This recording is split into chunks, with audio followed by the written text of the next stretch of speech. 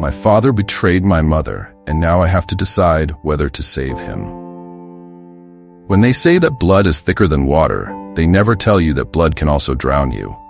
My father wasn't just my hero, he was my entire world. And then one day, I found out the truth that destroyed everything. We all think our parents are invincible when we're young. They're the ones who fix things, the ones who protect us from the world. But what happens when the very people who were supposed to protect you are the ones who tear your life apart? I never thought I'd be standing here, trying to decide whether to protect the man who broke our family or let him face the consequences of his betrayal. It had been a normal Sunday afternoon. I had just returned from a 3-day business trip. Tired but excited to spend some quiet time with my parents, I never imagined that walking through the front door of my childhood home would change my life forever. My mother was sitting at the dining room table, staring down at something in her hands. At first, I thought she was just lost in thought, but when I stepped closer, I saw the papers. Her hands trembled as she clutched an envelope. "What's wrong, Mom?" I asked, setting down my bags. She looked up at me, her face pale and her lips quivering. She handed me the envelope, unable to speak. Inside were printed emails, dozens of them. I scanned through them quickly, my heart pounding harder with every word I read. There was no mistaking it. These were love letters, affectionate exchanges between my father and someone who clearly wasn't my mother. I stood frozen, my hands shaking as I flipped through the pages, my stomach churning. Who is this?" I asked, my voice barely above a whisper, even though I already knew the answer. My mother's voice was barely audible. "Her name is Jessica. He's been seeing her for years." Years. My father had been cheating on my mother for years. The realization hit me like a freight train. The man who had been my rock, my hero, had been living a double life. I felt my world begin to crack and crumble beneath my feet. How did you find out?" I asked, struggling to keep my voice steady. "I went into his office last night," she said, her voice shaking. "I was looking for the insurance papers, and I found these printed emails in his desk drawer." I stared at the papers in disbelief. "Why would he leave these lying around?" "I don't know," she whispered. "Maybe he didn't care if I found them. Maybe he wanted me to find out." I couldn't comprehend it. How could my father, this man who had always preached about honesty and integrity, be capable of such betrayal? I felt sick to my stomach. Everything I had believed about him, about our family, was a lie. "What are you going to do?" I asked, not sure if I even wanted to hear the answer. She shook her head, tears brimming in her eyes. "I don't know, honey. I don't know." I sat down beside her, my mind racing. I had never seen my mother like this. So fragile, so broken. She had always been the strong one, the one who kept everything together. But now, it was as if the ground had fallen out from under her, and I didn't know how to help. The following days passed in a blur. I kept my distance from my father, unable to look him in the eye. My mother, too, avoided him. There was an unspoken tension in the house, a storm brewing beneath the surface, waiting to explode. One evening, as I sat in my room staring blankly at my computer screen, my phone buzzed. It was a message from my father. "We need to talk." I ignored it. I wasn't ready to confront him. Not yet. But he was persistent. The next day, he cornered me in the kitchen. "We need to talk," he said, his voice low and serious. I didn't want to talk. I wanted to scream. I wanted to ask him how he could do this to us, how he could betray the woman who had stood by him for over 30 years. But instead, I just stood there, arms crossed, glaring at him. He sighed and ran a hand through his hair. "I know you're angry, and you have every right to be, but I need you to understand, things between your mother and me have been complicated." Complicated? I spat the word out like poison. "You cheated on her, Dad, for years. How is that complicated?" He flinched at my words, but quickly composed himself. "It wasn't supposed to be like this. I never meant for it to go this far." I shook my head in disbelief. "How long has this been going on?" He hesitated before answering. "About 5 years." 5 years. 5 years of lies. 5 years of betrayal. I felt the anger rise inside me like a tidal wave, threatening to drown me. "And you didn't think to, I don't know, stop at some point? Maybe confess to the family you were destroying?" He looked down, unable to meet my gaze. "I know I've made mistakes. I know I've hurt you and your mother, but I'm trying to fix it. I want to fix it. I wanted to laugh. Fix it? How could he possibly fix this? I don't think you understand, Dad, I said, my voice shaking with barely contained rage. You can't just fix this. You broke everything. You broke her. Tears welled up in his eyes, something I had never seen before. But instead of feeling sympathy, I felt even more anger. How dare he cry? How dare he act like the victim when he was the one who had destroyed our family? I'm sorry, he whispered. I'm so sorry. Sorry wasn't enough. It would never be enough.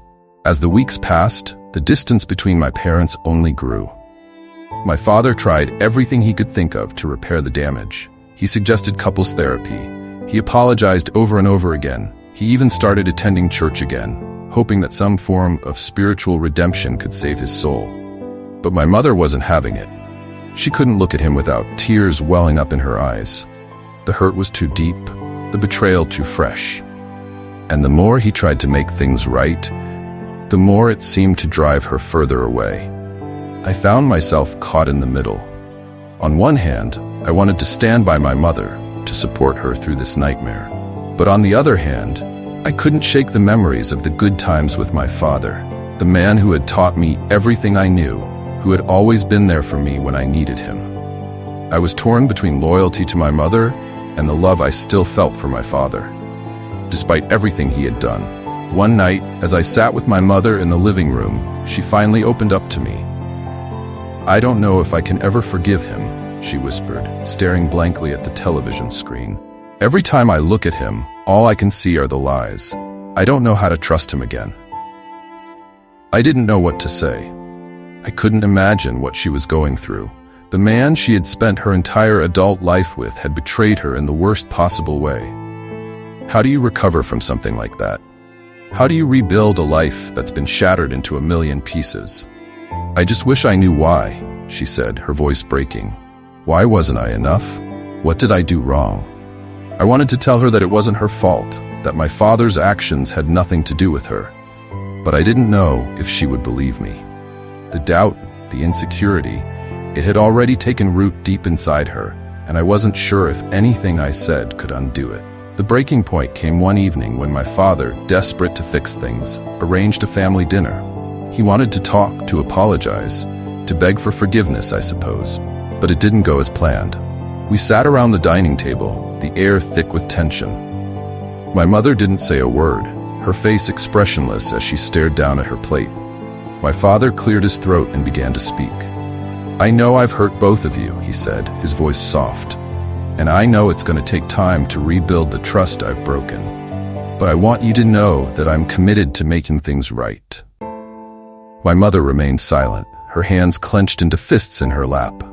I could feel the anger radiating off of her, but she kept it bottled up, refusing to let it show. I've started going to therapy, my father continued. I've been working on myself, trying to understand why I did what I did.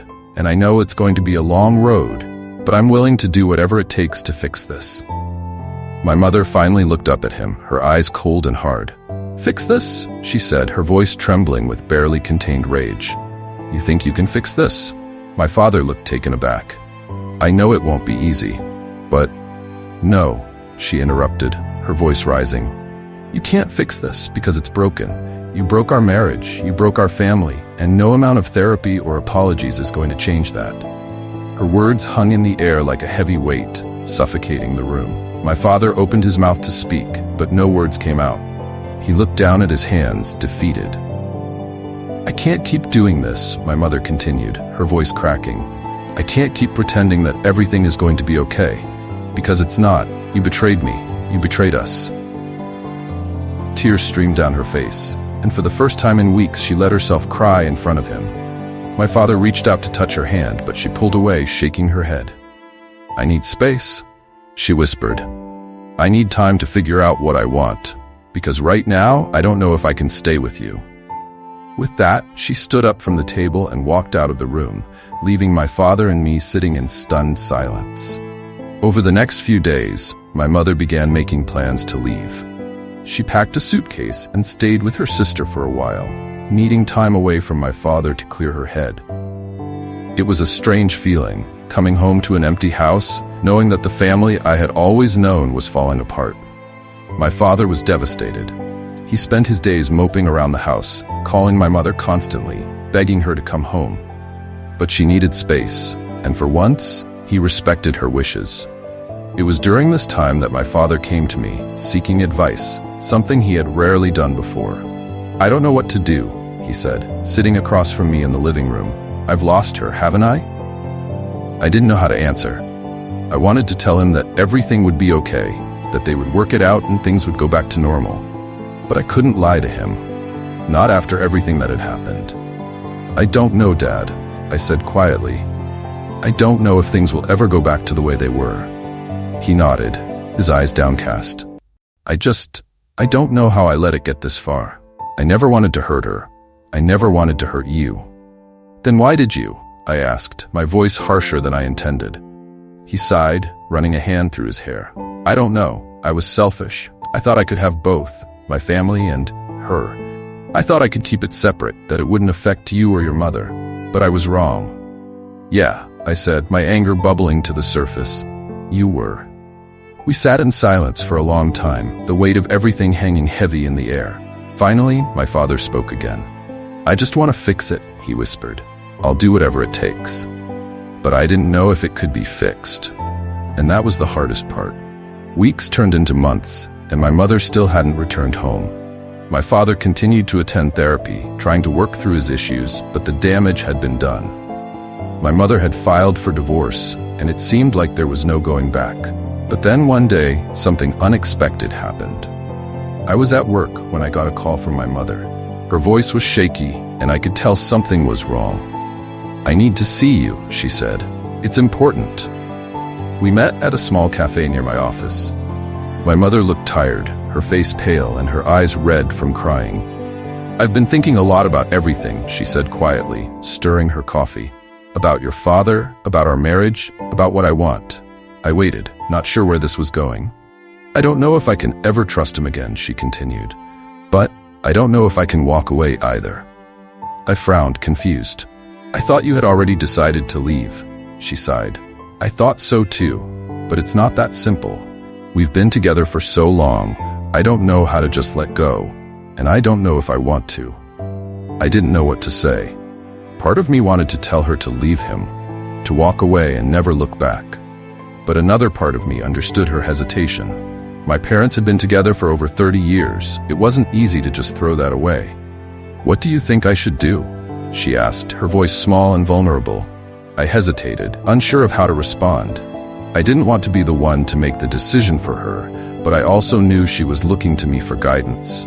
I think you need to do what's best for you," I said finally. "Whatever that is." She nodded, her eyes filling with tears. "I just don't know what that is." We sat in silence for a while, both of us lost in our thoughts. Finally, she spoke again. "I'm going to give him one last chance," she said quietly. "I don't know if it will work, but I have to try." And so, my mother moved back home. It wasn't an easy decision, and there were still many wounds that needed to heal. But she was willing to give my father one last chance, and for that, I respected her. The months that followed were difficult. My parents attended therapy together, trying to rebuild the trust that had been shattered. There were setbacks. Moments when my mother would break down in tears, unable to forget the betrayal. But there were also moments of hope, small glimpses of the love they had once shared. It wasn't a perfect reconciliation. There were still days when the pain was too much, when the weight of the past threatened to crush them both. But they were trying, and that was more than I had expected. As for me, my relationship with my father was still complicated. There were times when I found it hard to look at him without feeling the anger and betrayal all over again. But there were also moments when I remembered the man he had been before all of this. The father who had always been there for me, who had taught me so much about life and love. And slowly, bit by bit, I began to forgive him. It wasn't an easy process. Forgiveness never is. But I realized that holding on to the anger and resentment was only hurting me. And if my mother was willing to give him another chance, then maybe I could too. We're still not the family we once were. There are still scars that may never fully heal. But we're moving forward, one step at a time, and that's all we can do. As I look back on everything that's happened, I've come to realize that life is messy. People make mistakes, sometimes terrible, life-altering mistakes. But it's how we choose to move forward that defines us. My father may have broken our family, but he's also working to put it back together. And for that, I'm willing to give him a chance. Because in the end, family is all we have. And sometimes, even when it's broken, it's still worth fighting for. Have you ever faced a difficult decision like this in your family? Share your story in the comments and don't forget to subscribe for more emotional stories like this one.